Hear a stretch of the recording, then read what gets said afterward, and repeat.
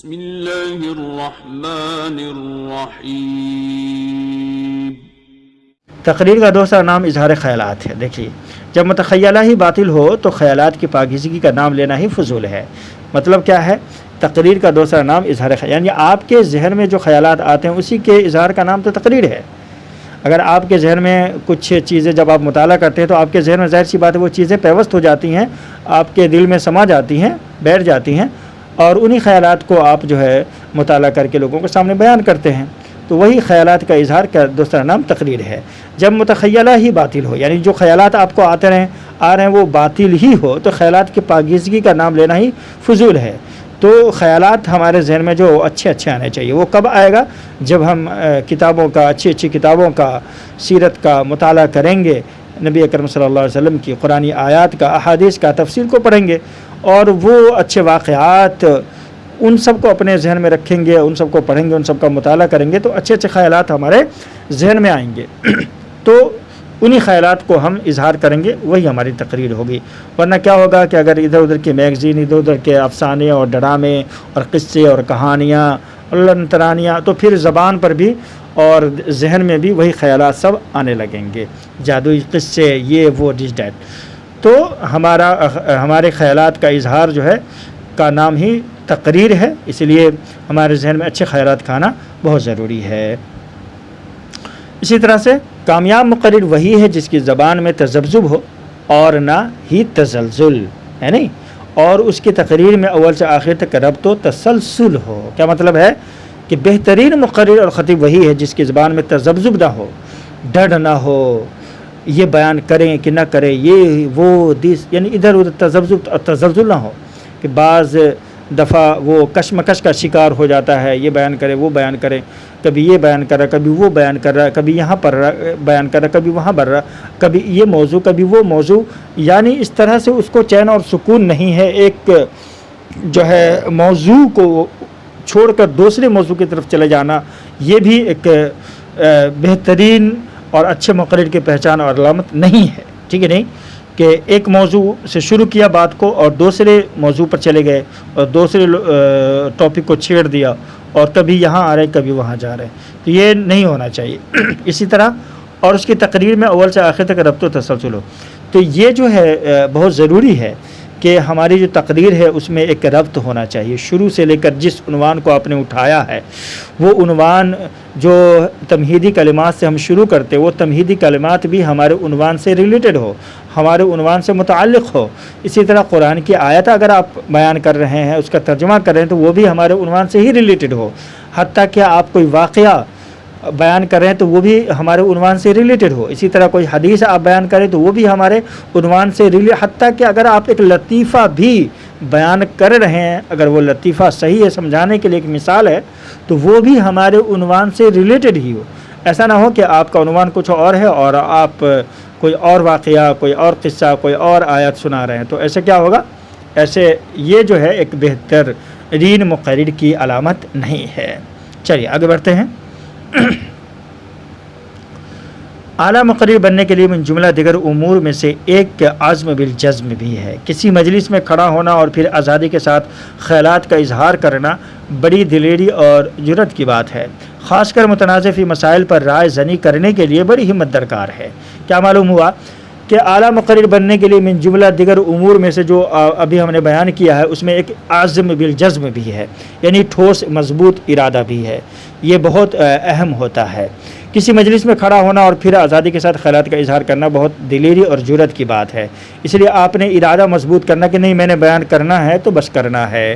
ہم نے یہ تقریر کرنی ہے تو کرنی ہے، خواہ وہاں پہ کوئی عالم آ جائے، کوئی فاضل آ جائے، کوئی مقرر آ جائے، کوئی خطیب آ جائے، کوئی بڑا سے بڑا عالم آ جائے، لیکن نہیں جی، میرا مطالعہ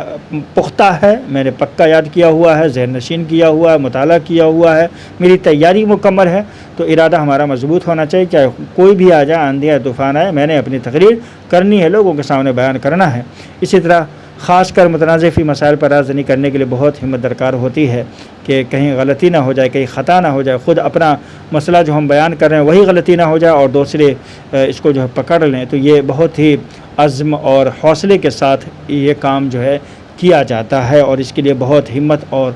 جرأت کی ضرورت ہوتی ہے۔ اسی طرح اگر ارادے میں استقلال اور طبیعت میں عزم کا مادہ ہو تو مقرر ہمت و جرأت کی ایک زبردست طاقت اپنے ساتھ محسوس کرتا ہے۔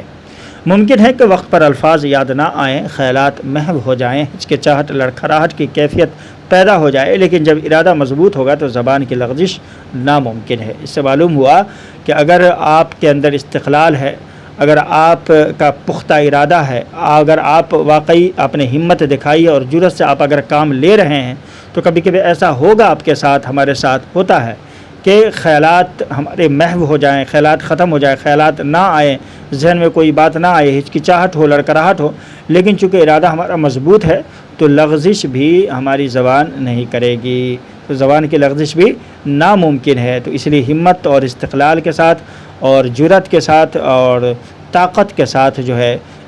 تقریر جو ہے کرنی چاہیے، اور اس کے اندر اگر کبھی ایسا ہو کہ خیالات ختم ہو جائیں، ہچکچاہٹ اور لڑکھڑاہٹ ہو تو پھر اپنے ارادے کو مضبوط کرنا چاہیے۔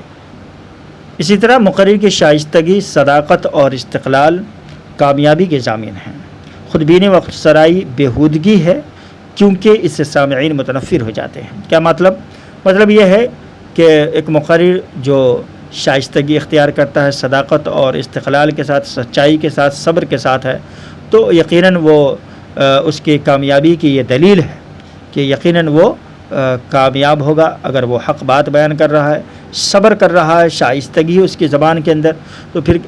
تو کیا ہے، وہ مقرر کی کامیابی کی دلیل ہے۔ اسی طرح خود بینی اور خود سرائی بیہودگی ہے کیونکہ اس سے سامعین متنفر ہو جاتے ہیں، یعنی خود کو اچھا کہنا، خود کی برائی بیان کرنا، خود کے بارے میں یہ وہ گفتگو کرنا، میں یہ ہوں، میں وہ ہوں، میں بڑا مقرر، میں بڑا خطیب، تو یہ سب کیا ہے، بیہودگی ہے، اس سے سامعین جو ہے متنفر ہو جاتے ہیں۔ انسان جو سامعین سننے والے ہوتے ہیں ان کو خود اندازہ ہو جاتا ہے کہ بندہ کتنے پانی میں ہے، ٹھیک ہے نہیں، تو سننے والے بھی سمجھ جاتے ہیں، تو اس لیے ان کو بتانے کی ضرورت نہیں ہوتی ہے کہ ہم کتنے بڑے خطیب اور کتنے بڑے مقرر ہیں۔ ہم جو دلائل اور براہین اور انداز اور طریقہ اور لب و لہجہ اور زبان یہ سب جو ہم بیان کریں گے لوگوں کے سامنے، ظاہر ہے کہ ہماری صلاحیت کو لوگ جو ہے یقیناً جو ہے ایکسیپٹ کریں گے، تسلیم کریں گے کہ واقعی بندے کے اندر جو ہے اچھائی پائی جا رہی ہے، تو لوگ خود جو ہے ہماری تعریف کریں گے، ہمارے بارے میں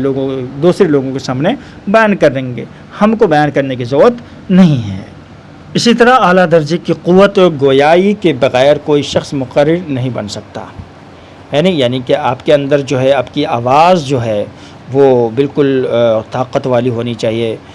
قوت والی ہونی چاہیے، ایسا نہیں ہو کہ آپ کی آواز ہی نہیں نکل رہی ہے، تو ظاہر سی بات ہے ایک مقرر کے لیے اونچی آواز میں بات کرنا اور اس کی بات کے اندر ایک طاقت ہونی چاہیے بیان کرنے کے لیے کسی بات کو۔ بالکل اب ایسا تو نہیں ہے کہ ہم قرآن کی طرح بس تقریر پڑھے جا رہے ہیں آہستہ آواز سے بھی کوئی مسئلہ نہیں، تقریر کے اندر ایک جوش کی ضرورت ہوتی ہے، ایک طاقت کی بھی ضرورت ہوتی ہے، اپنی بات کو کبھی سخت لب و لہجے میں بھی بیان کرنے کی ضرورت پڑتی ہے، تو قوت گویائی جو ہے یہ بہت ہی ضروری ہے مقرر اور خطیب کے لیے۔ اسی طرح جو شخص فطری طور پر خوش بیان نہ ہو وہ اپنے اندر ادبی لیاقت پیدا کرنے سے خوش بیان اور زبان آور ہو سکتا ہے، اس لیے مقرر کے لیے علم ادب کی تکمیل کرنی ضروری ہے۔ کیا مطلب ہے؟ مطلب یہ ہے کہ جو شخص فطری طور پر اچھا بیان نہ کر سکتا ہو، اس کی زبان اچھی نہ ہو، اس کا لب و لہجہ اچھا نہ ہو، تو پھر وہ اپنے اندر ادبی لیاقت پیدا کرنے کے لیے، خوش بیانی پیدا کرنے کے لیے، زبان آور ہونے کے لیے علم ادب کو سیکھ سکتا ہے، ٹھیک نہیں، اس کو سیکھے۔ اس سے کیا ہوگا کہ فطری طور پر اگر اس کے اندر نہیں بھی ہے تو سیکھنے سے جو وہ چیزیں خوش بیانی ہو وہ آ جائے گی، ہے نہیں، اچھے انداز میں بیان کرنے کا جو سلیقہ ہے اور جو طریقہ ہے، جو ادب ہے وہ آ جائے گا۔ یہ ضروری نہیں ہے کہ ہر شخص کے اندر فطری طور پر وہ چیزیں موجود ہوں تبھی وہ مقرر بن سکتا ہے، بلکہ اسے یہ بھی معلوم ہوتا ہے کہ نہیں، اگر وہ چیزیں ہماری بچپن سے ایسی چیزیں اگر ہماری زبان اچھی نہیں ہے یا پھر ہم جو ہے اتنے اچھے بیان نہیں کر پا رہے ہیں، لڑکھڑاہٹ اور گھبراہٹ کے شکار ہیں، تو یقیناً ہم سیکھنے سے بھی زبان کے اندر جو ہے وہ تازگی، وہ لطافت، وہ نزاکت، وہ صداقت اور وہ خوش بیانی اور خوش الحانی، وہ ساری چیزیں انشاءاللہ تعالی سیکھنے سے آ جائیں گی۔ اسی طرح عمدہ مقرر بننے کے لیے نیک چلنی اتنی ہی ضروری ہے جتنی کہ آئینے کے لیے صفائی۔ مطلب کیا ہے کہ ایک اچھا اور بہترین مقرر وہی ہوتا ہے جو چال چلن کے اعتبار سے بھی اچھا ہو، کیونکہ ایسے لوگوں کو لوگ پسند کرتے ہیں، لیکن جس کا چال چلن ہی نہیں اچھا ہو، ہے نہیں، جس کا چال ڈھال ہی اچھا نہ ہو، جس کا اٹھنا بیٹھنا ہی اچھا نہ ہو، ہے نہیں، جس کے اعمال ہی اچھے نہ ہوں، تو پھر لوگ جو ہے ایسے مقرر یا خطیب کو سننا پسند نہیں کرتے، یا ان کی بات جو ہے اثر انداز لوگوں پر نہیں ہوتی ہے۔ اس لیے ایک مقرر کے لیے ضروری ہے کہ اس کا چال چلن، اس کی چال ڈھال، اس کے بات چیت کرنے کا طریقہ اور سلیقہ، اس کے بیٹھنے اٹھنے کا طریقہ اور سلیقہ، یہ ساری چیزیں جو ہے اس کے اندر اچھی ہونی چاہیے۔ اسی طرح بد چلن آدمی کے دل میں وہ توانائی اور آزادی نہیں ہوتی جو خیالات کی پیدائش اور ان کے اظہار کے لیے لازمی ہے، کیونکہ وہ ہر لفظ پر چونک اٹھتا ہے، بات بات پر دل میں خفت پیدا ہوتی ہے، حوصلہ ہمت کو وہ پھر اکٹھا کرتا ہے اور بیان کرنے کی کوشش کرتا ہے، مگر باطنی کمزوری پھر زبان پر تالا ڈال دیتی ہے۔ کیا مطلب ہے کہ جو آدمی بد چلن ہو، جس کے اعمال اچھے نہ ہوں، جو برا آدمی ہو، تو وہ دل میں توانائی اور آزادی اس کے دل میں نہیں ہوتی، یعنی وہ اندر سے خود ہی جو گھبراہٹ کا شکار ہوتا ہے کہ میرے اعمال اچھے نہیں، میں خود اچھا آدمی نہیں ہوں، برا آدمی ہوں، تو وہ اس کے اندر اس طرح کے خیالات آتے رہتے ہیں جس سے وہ خود اپنے اندر کمزوری محسوس کرتا ہے۔ لیکن جو آدمی صاف ستھرا ہو، یعنی اس کے اعمال جس کے اچھے ہوں، تو وہ کیا کرتا ہے کہ ہم تو سینہ تان کر بولیں گے، کوئی ہم کو ٹوک نہیں سکتا، الحمدللہ ہم جو ہے 5 وقتہ نماز کی حلال حرام میں تمیز اور فرق کو جانتے اور سمجھتے ہیں، ہمارا اخلاق اچھا ہے، ہمارے اعمال اچھے ہیں، تو آدمی جو ہے جو حق بات کہتا ہے تو لوگ اس کو سنتے بھی ہیں، سمجھتے بھی ہیں، اور اثر انداز بھی ہوتی ہے، اور وہ ڈنکی کی چوٹ پر بولتا بھی ہے۔ اب ایک آدمی خود حرام کھا رہا ہے تو ظاہر سی بات ہے حرام اور حلال پہ تقریر کرے گا تو وہ حرام کمائی سے یا حرام چیزوں سے لوگوں کو کیسے روک سکتا ہے؟ وہ خود دیکھے گا کہ میں تو خود حرام کھاتا ہوں، تو وہ اتنی اچھے انداز میں اس چیز کو نہیں بیان کر سکتا ہے، نہ وہ اس قوت کے ساتھ اس چیز کو بیان کر سکتا ہے نہیں؟ تو اسی لیے جو ہے آدمی کا اچھا ہونا بہت ضروری ہے۔ اگر وہ اپنے اندر ان چیزوں کے خیالات کے اظہار کے لیے اگر کوئی بات ایسی اٹھا بھی دیتا ہے اپنی زبان سے، تو وہ دل میں چونک اٹھتا ہے، دل میں ڈرتا رہتا ہے، گھبراتا رہتا ہے کہ کہیں لوگ ہمیں ٹوک نہ دے، چونکہ یہ کمزوری تو ہمارے اندر بھی پائی جاتی ہے، اس مسئلے کے شکار تو ہم بھی ہیں، اس برائی کے شکار ہم بھی ہیں، یہ برائی ہمارے اندر بھی پائی جاتی ہے، تو لوگ کہیں ہمیں ٹوک نہ دے، اسی لیے وہ خود ڈرتا رہتا ہے۔ تو آدمی کو اندر سے بھی پاک و صاف ہونا بہت ضروری ہے۔ اسی طرح جو شخص اپنے عیوب کی وجہ سے انگشت نما ہو، وہ کبھی بھی ایک مقرر کی حیثیت سے لوگوں میں اثر پیدا نہیں کر سکتا۔ دیکھیں آ گئی بات سامنے کہ جو شخص اپنے عیوب کی وجہ سے لوگ اس پر انگلی اٹھاتے ہوں، کوئی یہ شخص جو اچھا نہیں ہے، اس کے اندر یہ کمیاں ہیں، یہ کمی، حرام کھاتا ہے، سود کھاتا ہے، رشوت کھاتا ہے، نماز نہیں پڑھتا ہے، زکوٰۃ نہیں دیتا ہے، اور خود یہ تقریر کر رہا ہے، یہ خود یہ مقرر بن رہا ہے، تو کیا ہوگا؟ اس کی بات جو لوگوں میں اثر انداز نہیں ہوگی، لوگ اس کی باتوں کو اپنے اندر